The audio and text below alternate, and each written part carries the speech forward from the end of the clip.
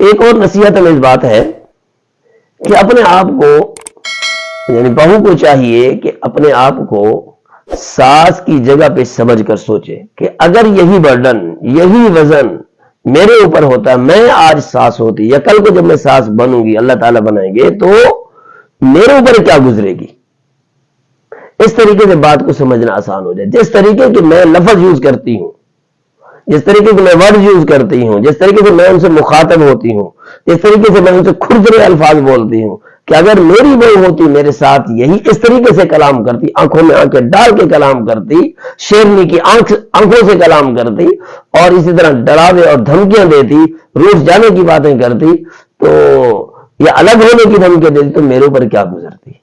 تو اپنے آپ کا مزاج ذرا ٹھنڈا رکھیں، اپنے آپ کو تھوڑا سا ہلکا سمجھیں، اور مکافات عمل کو ذہن میں رکھیں۔ کوئی بھی آدمی جب اپنے آپ کو اس کی جگہ پہ جس پر وہ اٹیک کر رہا ہے، اٹیک کر رہی ہے، وہ سمجھ کے اس کی جگہ پہ سمجھے گی، تو انشاءاللہ معاملہ آسان ہو جاتا ہے، سمجھنے میں آسان ہو جاتا ہے۔ مثال کے طور پر ایک ڈاکٹر کا واقعہ لکھا ہے، ایک آدمی کے بیٹے کا ایکسیڈنٹ ہو گیا، بچے کو لے گیا اسپتال میں، ڈاکٹر اس وقت موجود نہیں تھے، فون کیا، ناراض ہونے لگا کہ آپ لوگ جلدی نہیں آتے، مریضوں کا خیال نہیں رکھتے وغیرہ وغیرہ۔ تھوڑی دیر کے بعد بہرحال ڈاکٹر صاحب حاضر ہو گئے، بچے کا آپریشن کیا، آپریشن تھیٹر میں جا کر، اور مبارکباد دی کہ بچہ خطرے سے باہر ہے، لہذا کوئی فکر کی ضرورت نہیں ہے۔ لیکن وہ چپ چاپ گھر واپس چلے گئے۔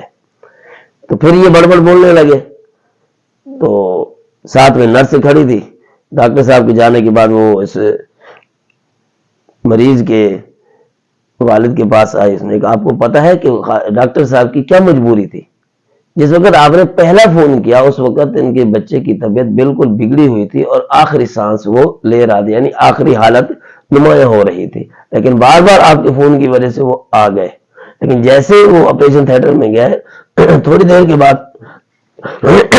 گھر سے فون آیا کہ ان کے بچے انتقال کر گیا ہے۔ ہم نے ان کو بعد میں بتایا، جب ان کو پتا چلا تو آپریشن کے بعد وہ چپ کیسے گھر چلے گئے۔ ادھر سے آپ بول رہے ہیں، ان کو شرمندگی تو ہوئی، لیکن انسان کو اتنا اوور کانفیڈنس نہیں ہونا چاہیے کہ کسی کی پرواہ نہ کرے۔ ان چیزوں کو سوچنا چاہیے، سمجھنا چاہیے کہ بھئی میرے ساتھ اگر یہی ہوتا تو میں کیا کرتی۔